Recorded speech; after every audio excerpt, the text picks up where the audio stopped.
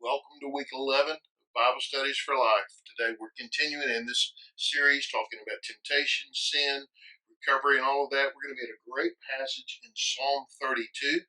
So I'm excited about it as we look at that passage. Before we do, be sure and subscribe to our channel if you haven't already. Like, comment, share it with others. And if you want to give to help support the ministry that we have in teaching as well as mission work, then you can go to this website right here, and you can give to support that. We appreciate when you do that. All right, we're going to dive into Psalm 32. It says, "How joyful is the one whose transgression is forgiven, whose sin is covered. How joyful is a person whom the Lord does not charge with iniquity, and whose spirit is no deceit." There's a clear pattern here, right? A theme here, and it's about joy. He says, "How joyful is the one whose sin is forgiven. How joyful is the one who is not charged with iniquity."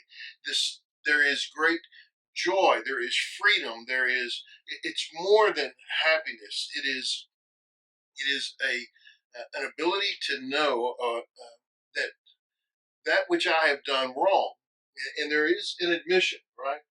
We've all got these transgressions, that which I have done wrong has been forgiven. And this is one of the great words of the Bible.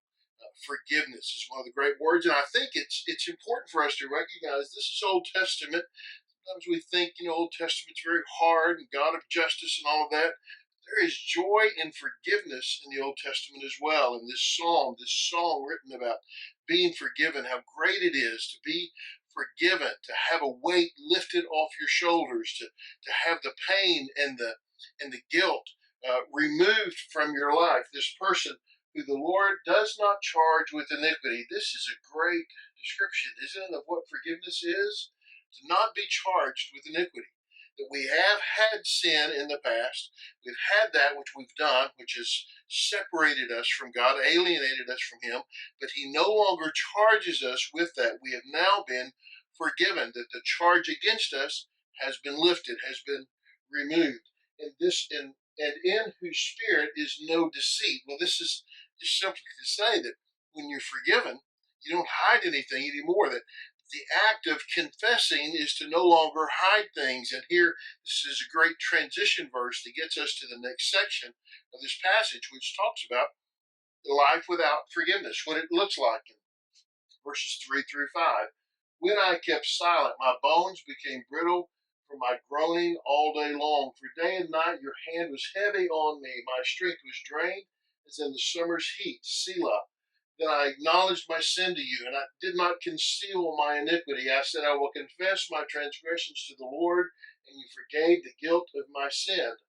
Selah. I want to talk about this word here. It comes up twice in this section. We'll see it again. Selah it's a word that goes with the psalm. It's kind of a musical phrase that goes in there. Well, it has two meanings, okay? It can mean pause, break, and then it also can mean elevate, fanfare of horns, changing the key, going to a higher key, something like that. So it can mean this pause, a break time, or it can mean an elevation, an increase in intensity, the raising of things. So I think we see both of those here. Actually, we'll get to that as we go through this. Okay. "When I kept silent, my bones became brittle." So keeping silent is the opposite of confession. It's the opposite of asking forgiveness. It's when I hold things in. And look how he describes that. He says, "My bones became brittle from my groaning all day long." He describes it here. "For day and night your hand was heavy on me." What is that? It's the hand of God, the guilt, the conviction that comes from the Lord. And it's heavy. But my strength was drained as in the summer's heat. It's not summer, but it felt like it. I had no energy. I was hiding my sin. I kept silent.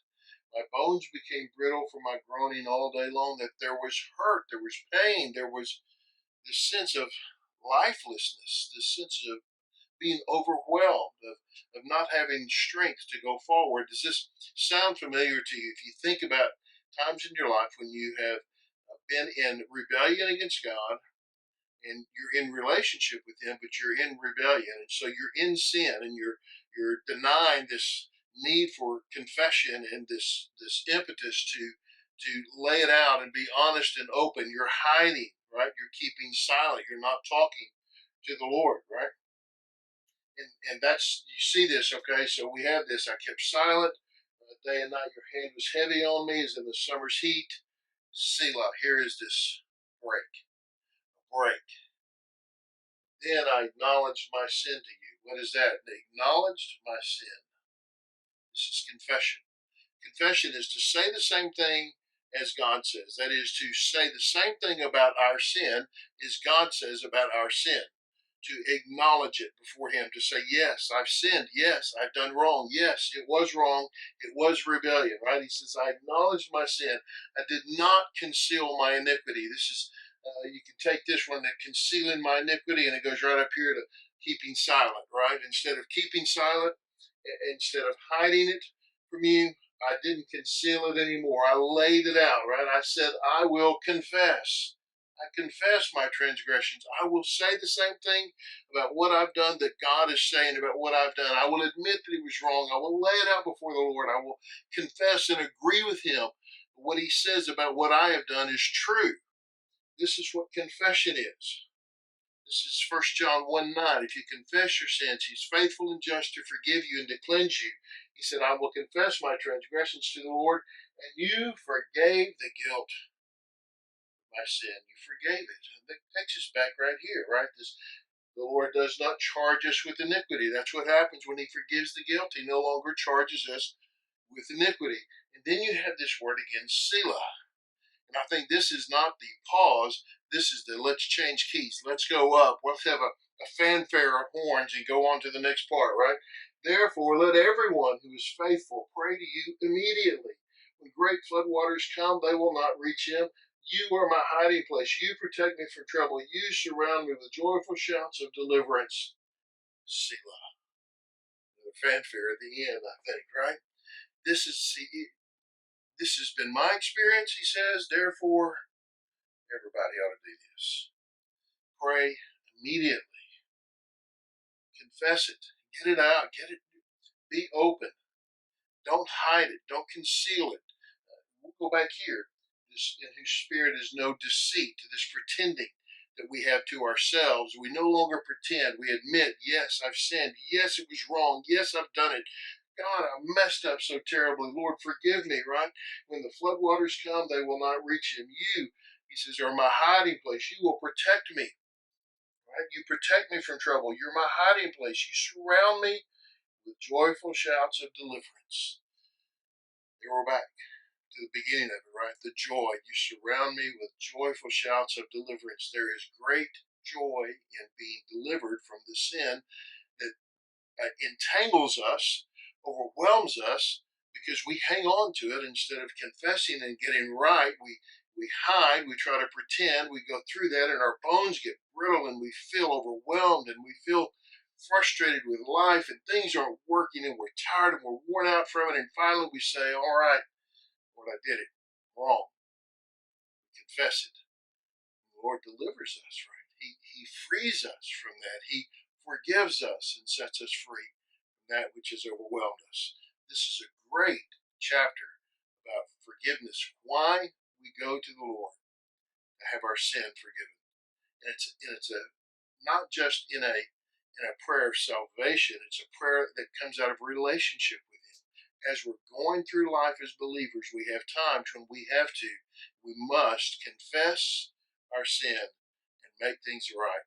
And let him forgive us and set us free to be delivered. Hey, hope that's helped. Thanks for watching. Appreciate all of you, especially those of you teaching. God bless you for that. Have a great time teaching this passage, I'm sure. Be sure and like, subscribe, comment, share. If you haven't already, subscribe, do that, and we will see you next time.